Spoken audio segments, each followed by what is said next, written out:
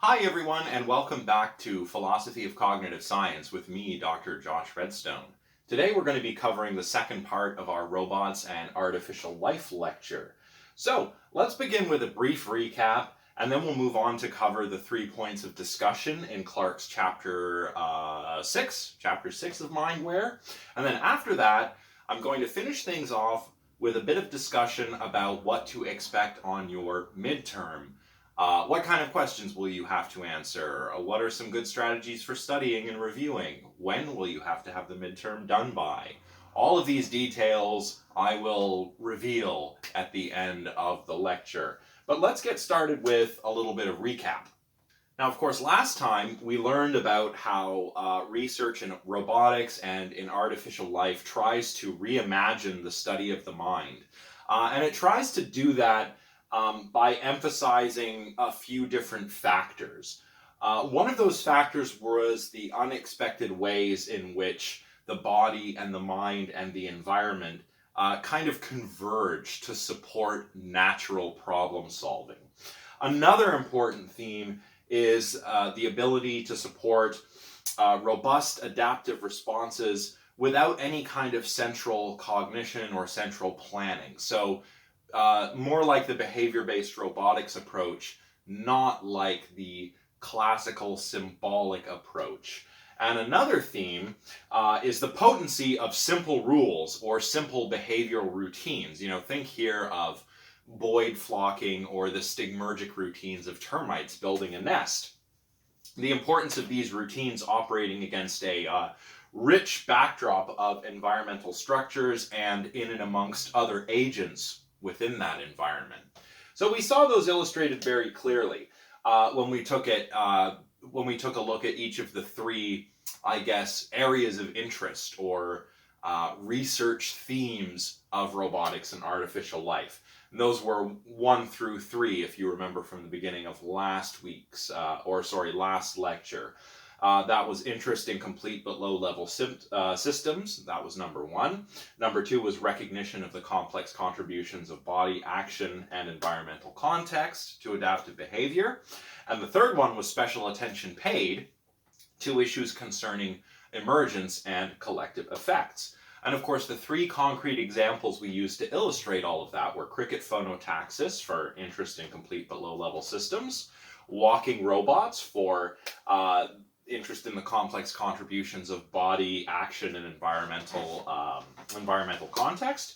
And for number 3, emergence and collective effects, of course, we looked at termite nest building, stigmergic routines, Boyd flocking, and so on and so forth. So that's where we left things off last time. And I mentioned that these themes of interest, while interesting, if you're into the new robotics or artificial life research, they are a bit radical. And they are not without some concerns. And that is where Clarke turns now in the discussion section, as he typically does. We're going to talk about some questions and concerns that we can raise against the 3 examples from our discussion of the sketches section that illustrate these strands of research interest that we find in the new robotics and in artificial life research.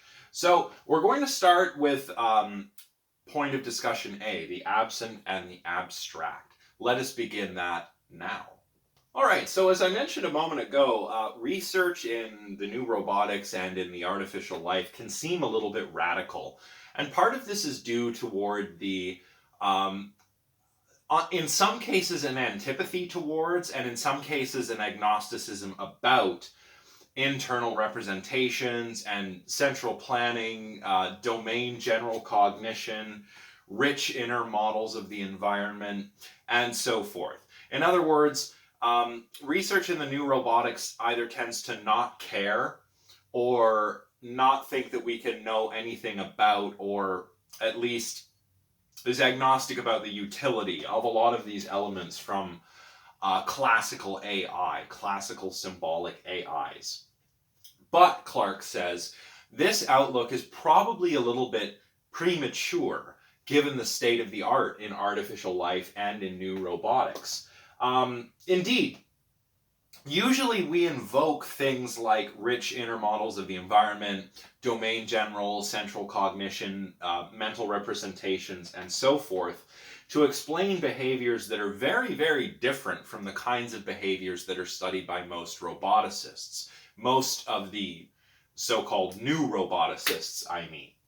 We might call these behaviors the kinds that are not studied by people working in the new robotics or artificial life as advanced reasoning. And advanced reasoning typically involves two things, according to Clark, and I'm quoting from the textbook here. They involve, number one, the coordination of activity and choice with distal, imaginary, or counterfactual states of affairs, and the coordination of activity and choice with environmental parameters whose ambient physical manifestations are complex and unruly. So, for number one, advanced reasoning agents have to contend with, the objects of our cognition are sometimes far away, sometimes completely in the imagination.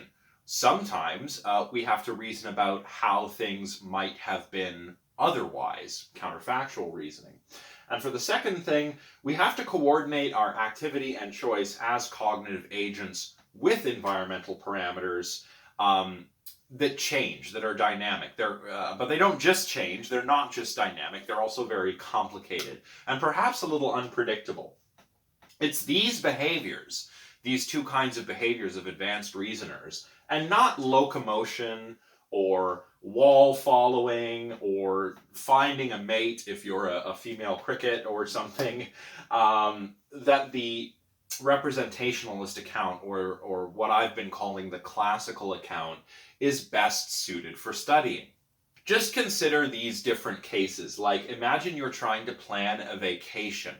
Or imagine that you're, like Andy Clark, counting the windows in your London apartment while sitting somewhere in the Americas, right? Using your imagination. So planning a vacation would be like working with distal objects of cognition. Counting the windows in your home is using the imagination. Doing mental arithmetic is using imagination to an extent as well, depending on how you do it. Perhaps you visualize it. Perhaps you have a number line in your mind. Some people have number lines. Perhaps that's something I can explain in the comment section. But anyway, in all of these cases, the objects of our cognition are physically distant or absent, but this is not like a lot of the cases that we've looked at in this chapter. In the cases we've looked at in this chapter, that is cricket phonotaxis, walking robots, and stigmergic routines in termites, those processes are all driven by environmental parameters that the agent is physically and temporally situated in. But we can get out of that if we're planning a vacation, for example.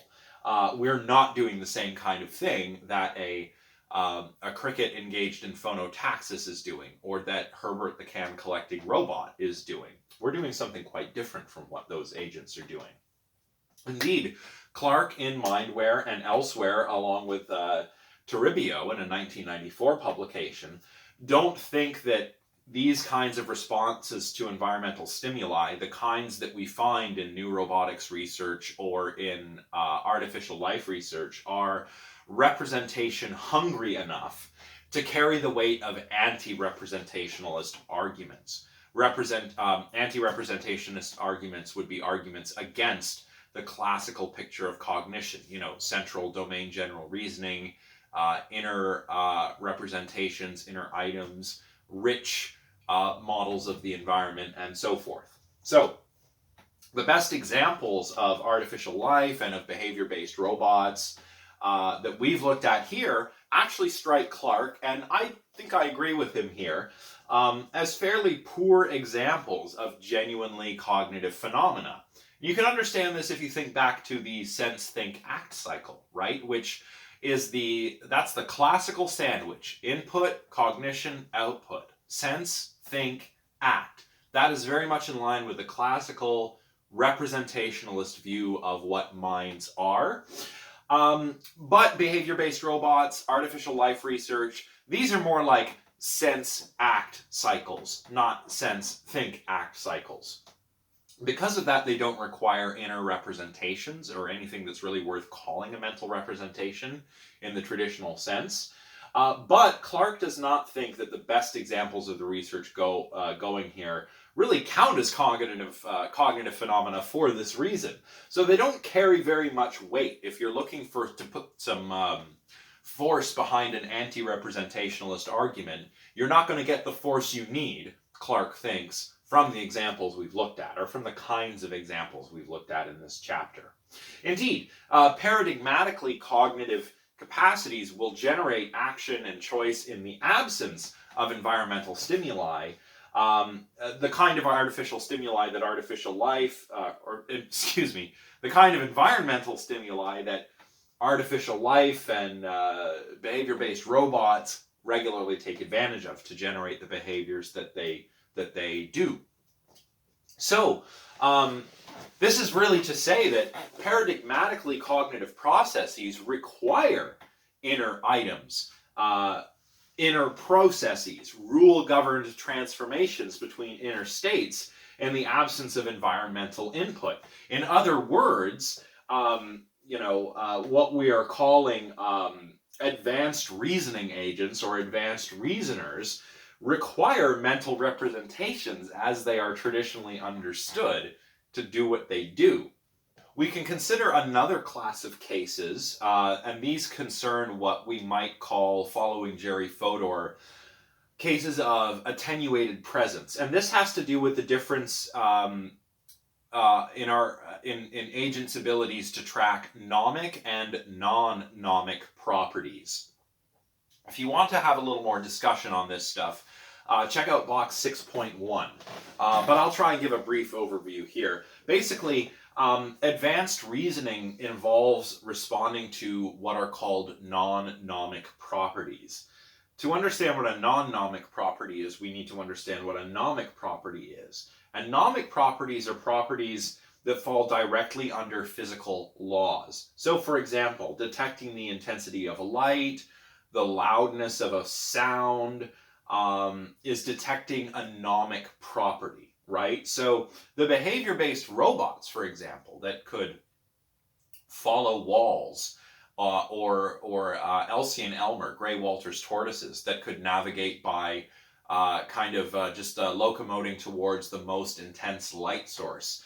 These agents are tracking nomic properties, but non-nomic properties are properties that are not characterizable just in terms of physical laws. So, Fodor's example is being a crumpled shirt. Crumpled shirtness is a non-nomic property. Likewise with being a genuine $20 bill. That is a non-nomic property. Being a nice guy, that's a non-nomic property. You see? So, humans, as advanced reasoners, have this ability to respond selectively to non-nomic properties, not just nomic properties, as is the case with behavior-based robots or artificial life forms in a virtual environment. And Fodor doesn't think that there is any non-inferential way of detecting non-nomic properties like crumpled shirtness or real $20 billness or nice guyness, right? These are properties that we have to take an indirect route in order to access, because we can't access them just in terms of physical laws, right? They don't fall directly under physical laws. Where we can build a simple sensor or sensory transducer for a behavior-based robot that will track a light source, the intensity of a light source, for example, we cannot build a direct, simple sensory transducer that will detect non-nomic properties like crumpled shirtness. What we have to do, as humans rather, what we seem to do, is use inferred representations to detect non-nomic properties. We go beyond simple direct sensory transduction to infer the presence of non-nomic properties. And Fodor actually sees this as a principled distinction between simple agents, simple minds like those of behavior-based robots, and the minds of advanced reasoners like human beings. And Clark thinks that there is very much something to all of this. There's no, or rather there is, I should say, there is a very large gap between systems that can track directly transducible features, nomic properties, and more arcane features or non-nomic properties like shirtness or crumpled shirtness, right? To support selective response to non-nomic properties, what Clark is calling arcane features here, we have to be able to detect the presence of other features, features that are simpler. Perhaps they are perhaps these are nomic features, right? Nomic properties. And we have to be able to develop inner resources or deploy inner resources which co-vary with the obtaining of nomic features or simple features. So we need something like complex feature detectors. And the inner states used to support this, Clark thinks, count as internal representations, right? And we can make artificial features that we can make artificial systems with these complex feature detectors, but they rely on internal representations, presumably as we do. And none of this is to say that this complexity in reasoning is impossible without deploying some kind of inner state that would count as a representation. But what Clark is trying to say here is that the representation-free or representation-sparse approaches in the new robotics research and artificial life research, that is the antagonism towards or antipathy towards or agnosticism about features of the classical understanding of minds, mental representations, inner items, rules, rich models of the environment, and so on and so forth. These approaches in new robotics and artificial life should not be used to argue for anti-representationalism. But they are interesting, and they do make us pay attention to what we can get done without those rich, complicated features of advanced reasoners.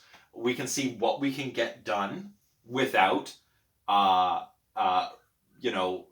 representations, inner items, and so on, and see what we can get done with simple sense-act cycles that track nomic properties, and then see what we need the representationalist account for. So it's not one or the other, Clark is saying. We need a mix of the traditional representationalist picture, and we need to take some inspiration from artificial life and new robotics and mix that in there. But it's not like these are mutually exclusive. Like a lot of research in the cognitive sciences, this should all be nice and complementary, right?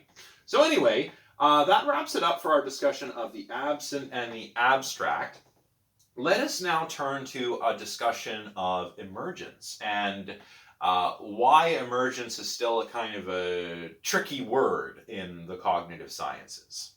So in artificial life research, as I mentioned in the previous lecture, a lot of importance is attached to emergence and collective effects. But the notion of emergence, as I also mentioned, is still kind of poorly understood.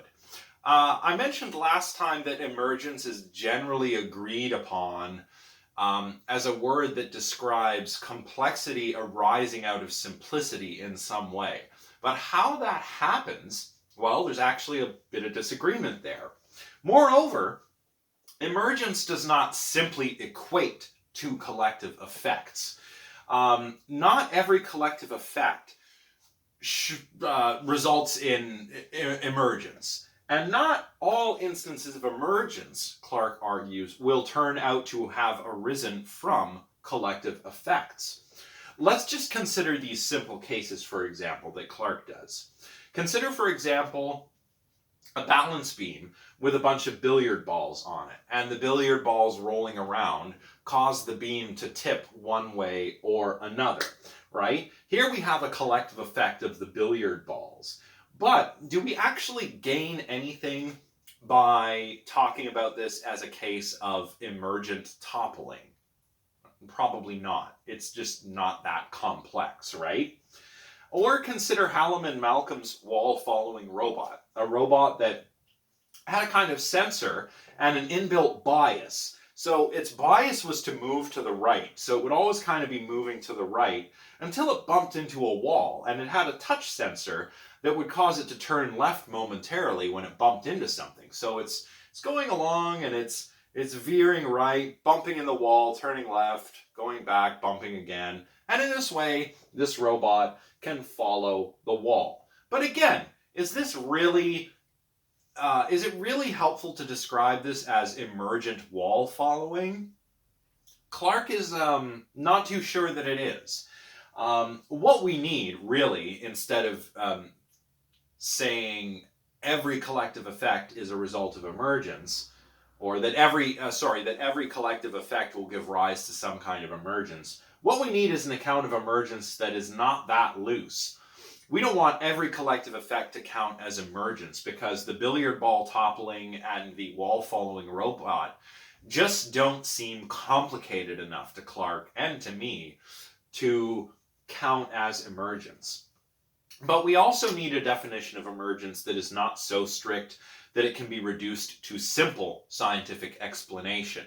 Only simple explanation of the constituent parts that make up the system that has emergence, right? And the reason why we don't want to just be able to reduce whatever we're describing as emergent down to a simple scientific explanation is because emergence is all about complexity and patterns, and we don't want to lose that level of granularity. There's something interesting going on at that level of granularity that we sacrifice by reducing our explanation to a lower level of spatial and temporal granularity. So, what we need, really, is an account of emergence that picks out distinctive ways in which basic factors or forces, the simple parts, can generate interesting properties, events, and patterns, the complexity.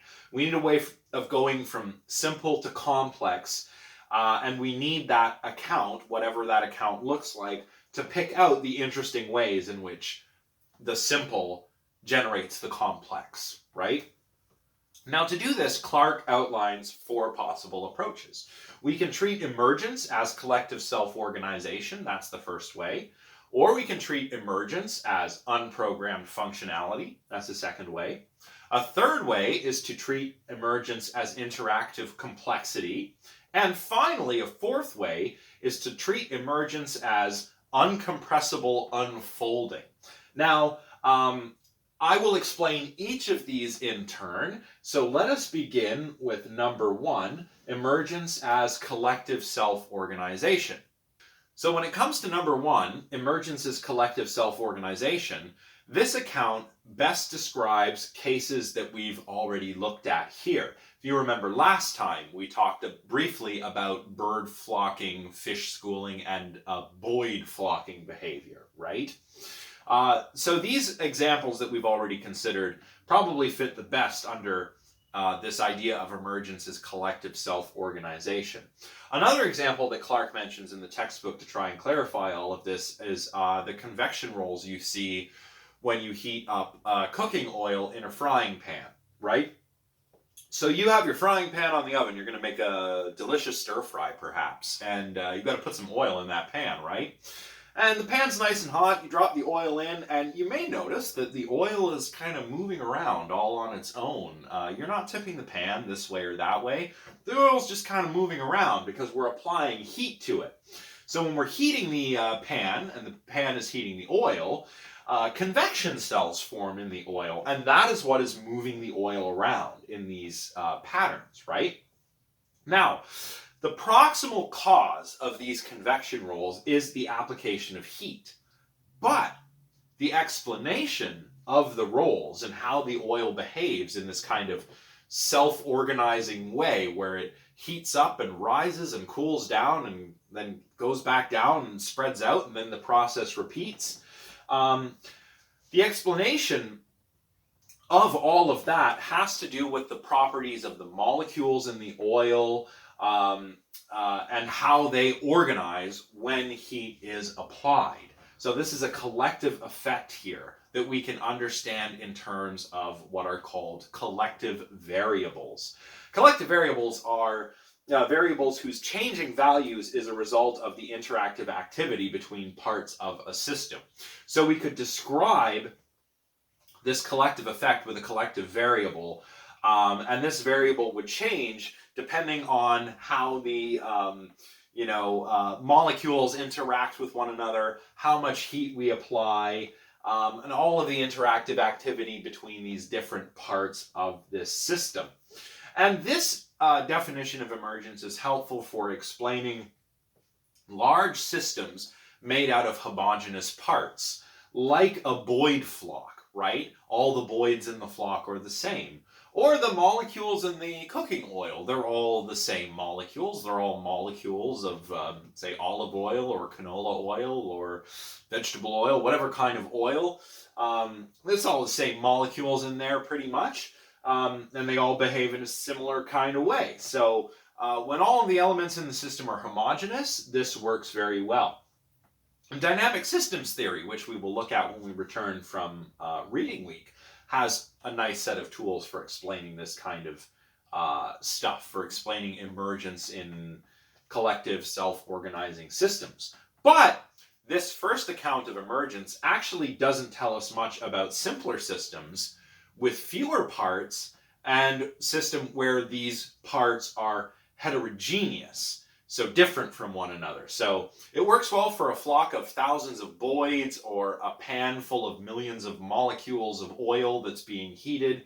It doesn't work well for, say, the robot Cricket or the wall-following robot or for Herbert the can-collecting robot, because these systems are simpler, smaller, and their parts are not homogeneous. They're heterogeneous. So we turn to number 2, emergence as unprogrammed functionality. So the notion of emergence as unprogrammed functionality is really better suited to these simpler, more heterogeneous systems that I just mentioned, right? And in cases of emergence as unprogrammed functionality, adaptive behavior like wall following or can collecting or flocking, or not flocking,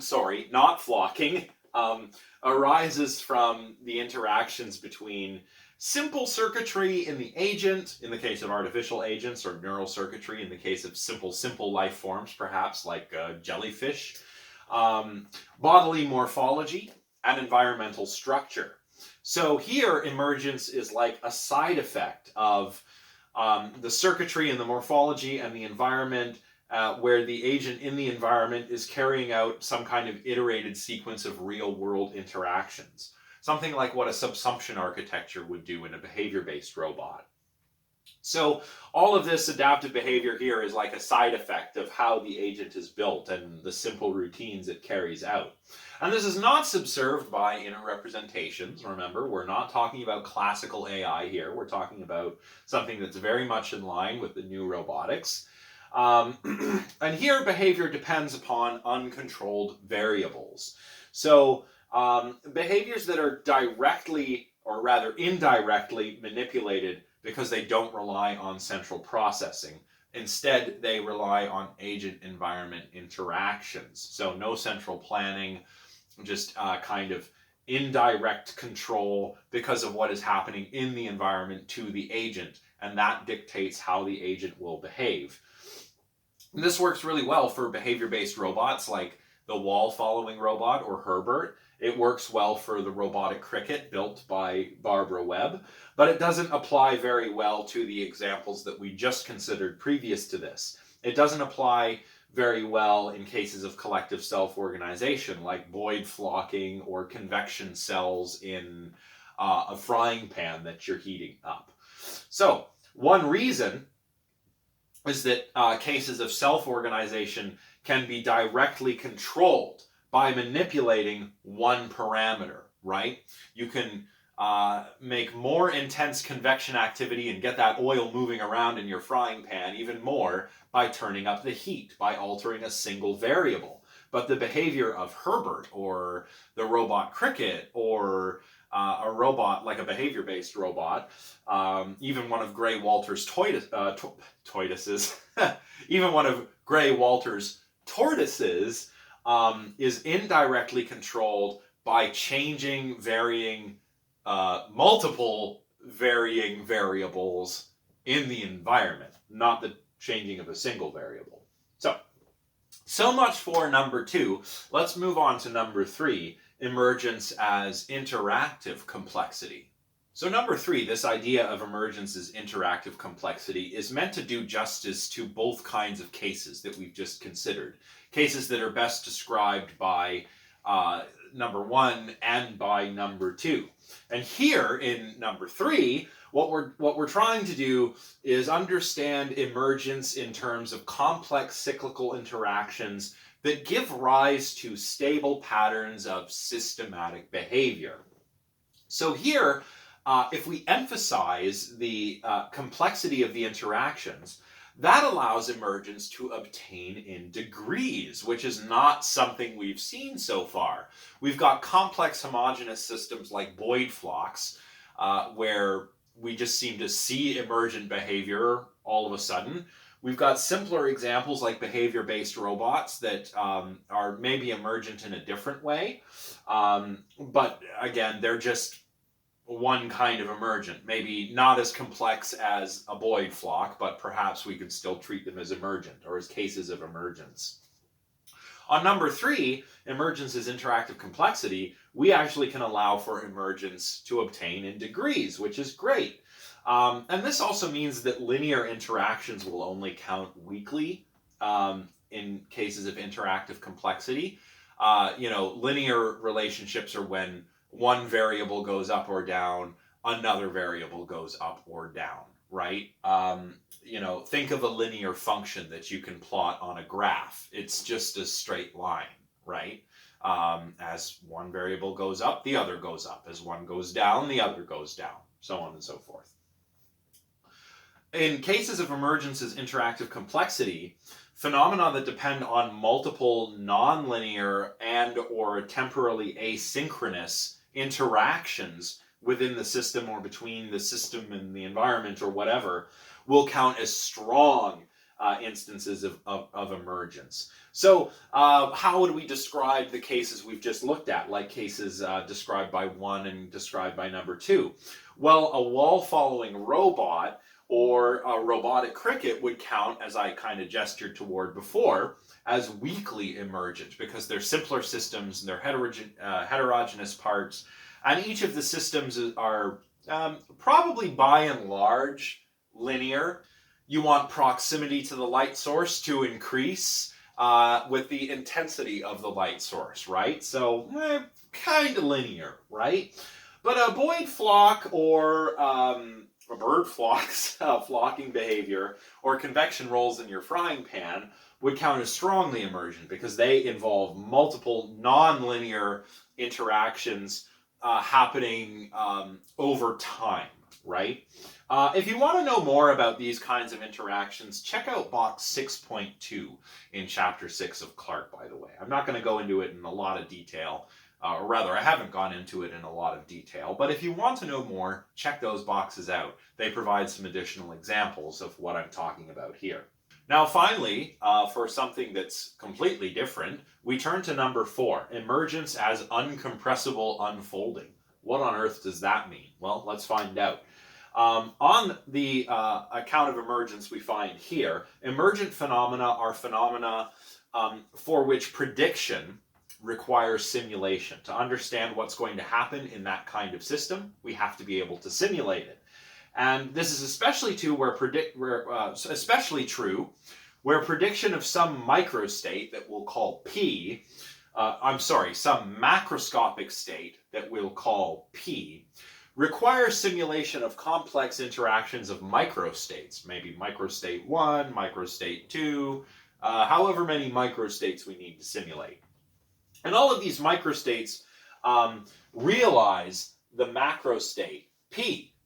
So, last point of discussion, life and mind. And here I'm going to be a little bit briefer than in our previous 2 points of discussion because we're going to re-encounter these ideas, like many other ideas we've encountered and re-encountered further on into the course.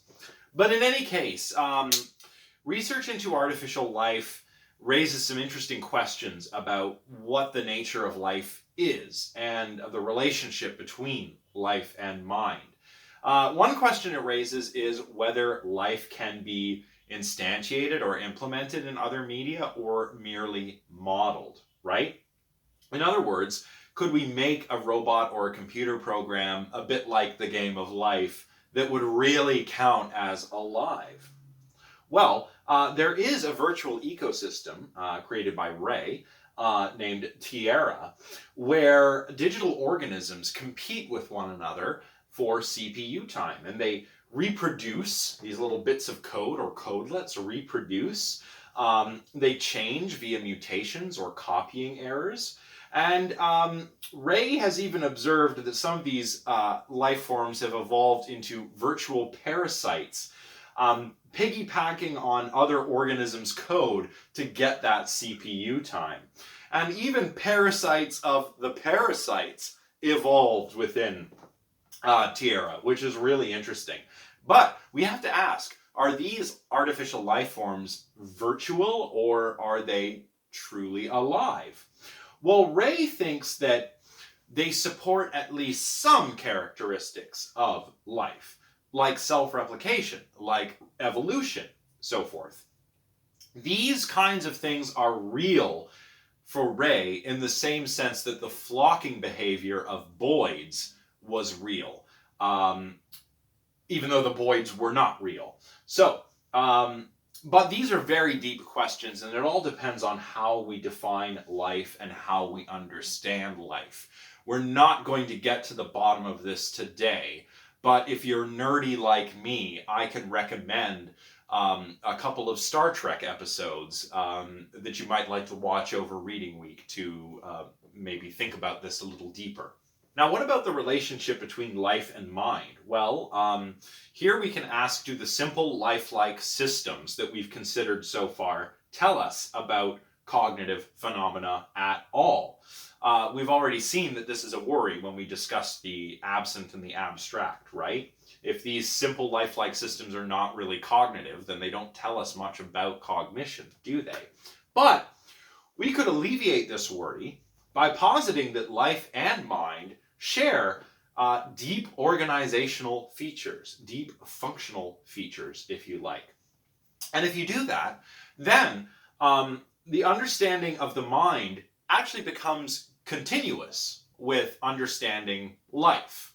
So, Godfrey Smith, for example, in a 1996 publication, outlines an idea very much like this that he calls the strong continuity thesis. Here, life and mind share a common abstract pattern of basic organizational properties. The functional properties of minds are just an enriched version of the functional properties of life. So here, if you buy the strong continuity thesis, and I think it is quite appealing, life will inevitably give rise to minds and mentation. And minds are inherently life-like. Very interesting. Now, of course, this is a pretty strong claim. And this is also not to try and say that life and mind are the exact same thing. They are obviously not, but they are continuous one another. In any case, if it turned out that the basic concepts that we need to understand life are things like self-organization, collective dynamics, and so on, then these same concepts and constructs might actually turn out to be central to understanding minds. If the strong continuity thesis is true, then this would seem to be the case. And it would seem that dynamic systems theory, which we'll take a look at next time, has some pretty good tools for studying life and minds, if, again, the strong continuity thesis is true. Likewise with the inactivist view, which we haven't really talked about too much. In any case, I'm not going to digress. I'm not going to go on a digression about inactivism or dynamic systems theory because we will be covering that in the future. But just keep this idea in mind.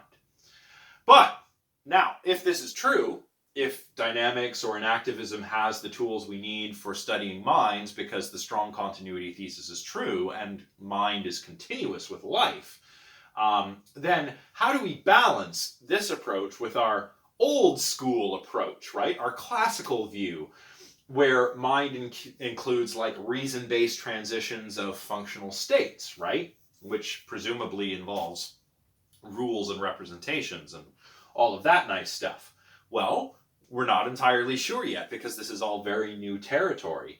But Clark is pretty sure that balancing these approaches is going to be the tricky part when it comes to understanding the mind scientifically. Now, as I mentioned, we'll cover dynamics and enactivism in future lectures, and we're going to talk a lot more about this idea of life being continuous with mind. We haven't made any substantive breakthroughs today, but perhaps one day one of you will make some future contributions here, because this is the way that a lot of research in cognitive science is going these days. Maybe in graduate school or something, one of you will make an important contribution here. You never know. All right, now the moment you've all been waiting for, I have some information about your midterm test. As mentioned in the course outline, the midterm test is worth 25% of your final grade.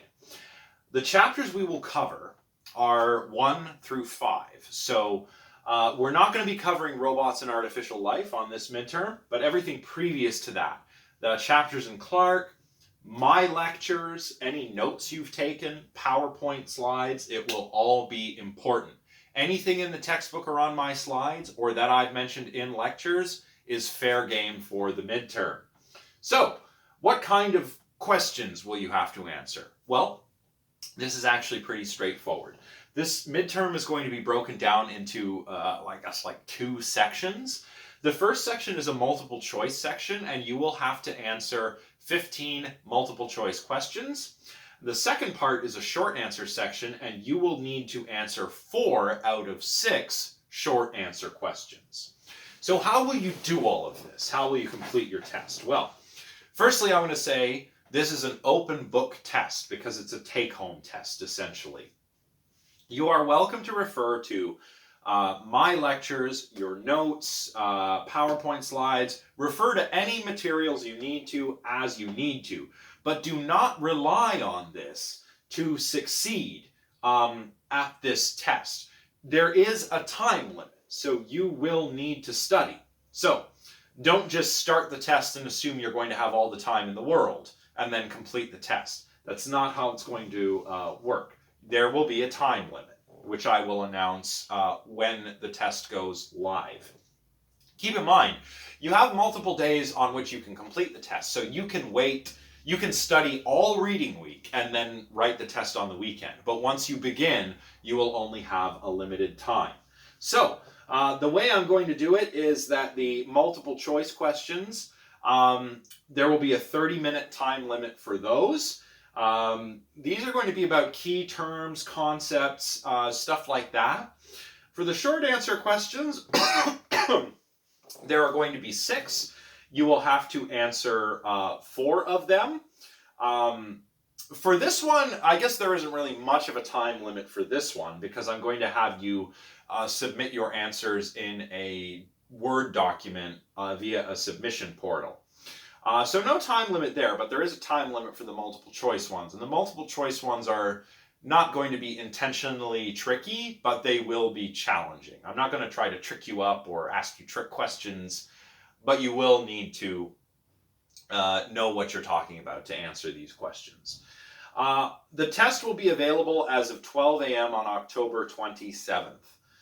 And all of the components of the test, the multiple choice needs to be completed and the short answers need to be submitted by November 3rd at 11:59 p.m. So I've kind of pushed everything back a little bit. And like I said, you can work on your short answer questions over reading week. You can study over reading week. Once you begin the multiple choice section, there is a time limit for that one. But you have to have everything done by November 3rd at 11:59 p.m. And I recommend studying before you begin, and I recommend that you use all the materials at your disposal. Use my lectures, use whatever notes you've taken, my PowerPoint slides, which are basically like my lecture notes, really, and the textbook, of course. And of course, if you have any questions, if there's anything I've forgotten to cover here, please email me or let me know in the comment section or get in touch with me on Discord. There are many ways to get in touch with me, as you know. All right, so that is all for today. Remember, reading week is upon us. Actually, by the time you watch this video, I suppose reading week will already have begun. So don't forget about your test. Get in touch with me if you have any questions. And when we return from reading week, we're going to begin chapter 7 in Clark, which is all about dynamics. So some of the things I just kind of skimmed over here, we'll be picking up those themes again next time. So I hope you all have a restful reading week. I hope you're all taking care of yourselves. I hope you're all doing well. Remember, reach out to me if you need a hand with any of this material or if you have any questions. Stay safe, have a great reading week, and I will see you next time for our first lecture on dynamics. Bye for now, everybody.